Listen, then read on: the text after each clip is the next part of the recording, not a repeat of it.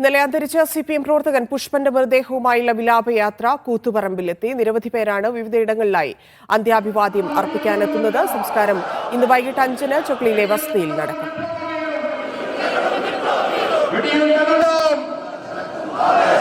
ഇന്നൊരു കാലത്തും കെടാതെ ഞങ്ങൾ സൂക്ഷിക്കും,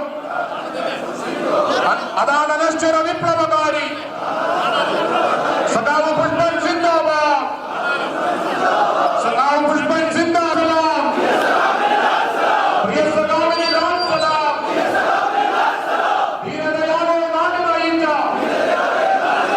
ധീരതയാണോ നാട് നയിച്ച. ചൊക്ലിയിൽ നിന്ന് ഷിത ജഗത്ത് ചേരുന്നുണ്ട്. ഷിത, കോഴിക്കോട് നിന്ന് വിവിധ ഇടങ്ങളിൽ അന്ത്യാഭിവാദ്യം വാങ്ങിക്കൊണ്ട് പുഷ്പനെ ഇപ്പോൾ ചൊക്ലിയിലേക്ക് കൊണ്ടുവന്നുകൊണ്ടിരിക്കുകയാണ്. എപ്പോഴാണ് അവിടെ എത്തുന്നത്? സംസ്കാര ചടങ്ങുകൾ എപ്പോഴാണ്?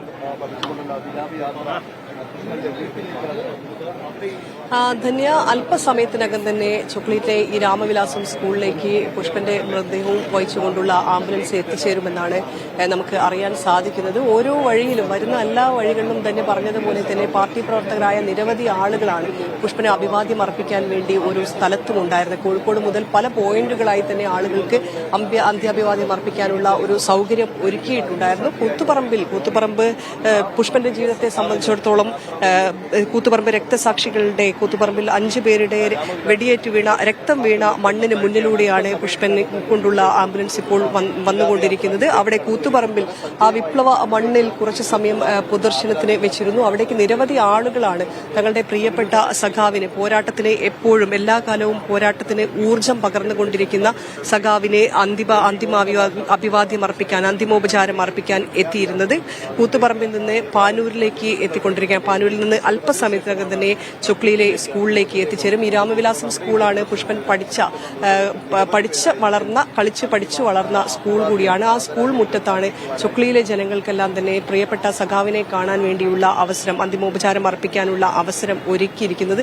ഇവിടെ തന്നെ എഴുതി വെച്ചിട്ടുണ്ട്, സഹനത്തിന്റെ മഹാസൂര്യൻ എന്ന വാക്കിൽ തന്നെയാണ് പുഷ്പനെ വിശേഷിപ്പിക്കുന്നത്. കാരണം ഇത്രയേറെ വർഷം 3 പതിറ്റാണ്ടായി ഈ കിടക്കയിൽ തന്നെ കിടന്നിരുന്ന ഒരു മനുഷ്യൻ വെടിയേറ്റ് വീണു. പിന്നീട് നിശ്ചയദാർഢ്യത്തിന്റെ ഒരു പ്രതീകമായി ആളുകൾക്ക് മുന്നിലുണ്ടായിരുന്ന, പാർട്ടി പ്രവർത്തകർക്ക് മുന്നിലുണ്ടായിരുന്ന പുഷ്പന് അന്തിമോപചാരം അർപ്പിക്കാൻ ആയിരങ്ങൾ പല സ്ഥലങ്ങളിലും കണ്ടു കഴിഞ്ഞു. ഇപ്പോൾ ഇവിടേക്ക് മൃതദേഹം എത്തിയിട്ടില്ലെങ്കിൽ പോലും നേരത്തെ മുതൽ തന്നെ വരിയായി ആളുകൾ ഇവിടെ നിൽക്കുന്നത് നമുക്ക് കാണാം. ഈ വരി കുറേ നേരമായി തന്നെ 1 മണിയോടുകൂടെ എത്തുമെന്നാണ് അറിയിച്ചിരുന്നത്. എന്നാൽ പിന്നീട് വൈകുകയാണ് ഉണ്ടായത്. ആ സമയം മുതൽ ഒരു 12 മണി മുതൽ തന്നെ ഈ ആളുകൾ അന്തിമോപചാരം അർപ്പിക്കാൻ വേണ്ടി ഇവിടേക്ക് എത്തുകയും ചെയ്തിട്ടുണ്ടായിരുന്നു. സിപിഎം സംസ്ഥാന സെക്രട്ടറി MV ഗോവിന്ദൻ ഇവിടെ എത്തുമെന്നാണ് അറിയിച്ചിട്ടുള്ളത്. ഒപ്പം ഇവിടെയെല്ലാം തന്നെ പാർട്ടി പ്രവർത്തകരായ ആളുകൾ, പാർട്ടി നേതാക്കന്മാർ, EP ജയരാജൻ, സച്ചിൻ ദേവ്, തിരുവനന്തപുരം മേയർ ആര്യ രാജേന്ദ്രൻ, ഒപ്പം P ശശി തുടങ്ങിയവരെല്ലാം തന്നെ ഇവിടെ എത്തിയിട്ടുണ്ട്. ഇവരെല്ലാം തന്നെ നേരത്തെ എത്തി അന്തിമോപചാരം അർപ്പിക്കാൻ വേണ്ടി നേരത്തെ എത്തിയിട്ടുണ്ട്.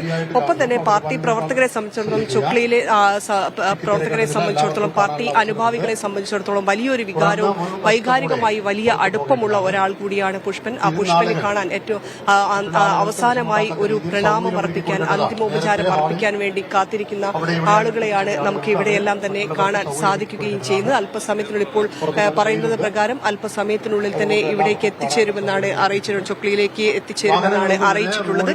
4 മണിവരെ ഇവിടെ മൃതദേഹം പൊതുദർശനത്തിന് വെക്കും. ഇവിടെ വന്നിരിക്കുന്ന ആളുകൾക്കെല്ലാം തന്നെ കാണാനുള്ള ഒരു അവസരം ഒരുക്കുകയും ചെയ്യും. ഈ വരി എന്ന് പറയുന്നത് ഇപ്പോൾ ഈ സ്ട്രെച്ചർ ക്രമീകരിച്ചിട്ടുള്ള, ഈ ഫ്രീസർ ക്രമീകരിച്ചിട്ടുള്ളതിന് ചേർന്നുള്ള ഒരു വരി വെയിലത്തേക്ക് വരെ നീണ്ടിരിക്കുന്നു. ആ വെയിലിനെയും അവഗണിച്ചുകൊണ്ടാണ് പാർട്ടി പ്രവർത്തകരും CPM അനുഭാവികളുമായ ആളുകൾ തങ്ങളെ പ്രിയപ്പെട്ട പുഷ്പനെ കാണാൻ വേണ്ടി എത്തിയിരിക്കുന്നത്.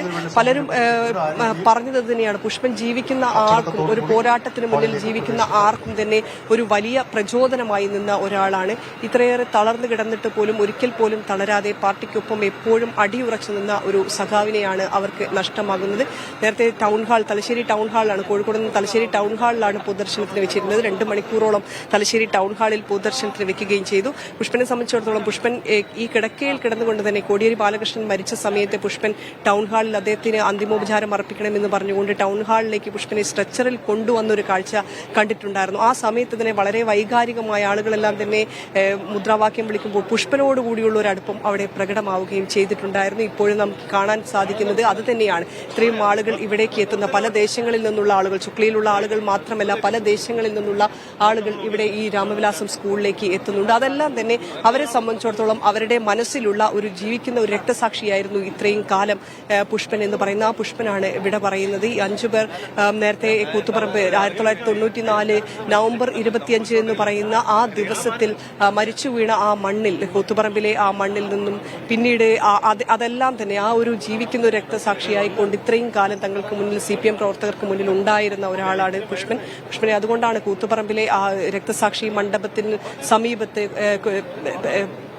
അവിടെ തന്നെ അന്തിമോപചാരം അർപ്പിക്കാനുള്ള ഒരു അവസരം കൂടി ഒരുക്കുകയും ചെയ്തത്. അതുകൊണ്ടാണ് അതിനുശേഷമാണ് ഇപ്പോൾ ഇവിടേക്ക് എത്തിക്കൊണ്ടിരിക്കുന്നത്. ചുക്ലിയിലേക്ക് ചുക്ലി സ്കൂളിലേക്ക് അല്പസമയത്തിനെത്തും. ഇവിടെ നിന്ന് 4 മണിയോടുകൂടെ തന്നെ പൊതുദർശനം ഇവിടെ അവസാനിപ്പിക്കണമെന്നാണ് ഉദ്ദേശിക്കുന്നത്. ഒരുപക്ഷെ ആളുകൾ കൂടുതലുണ്ടെങ്കിൽ അതിലേറെ സമയം എടുത്തേക്കാം.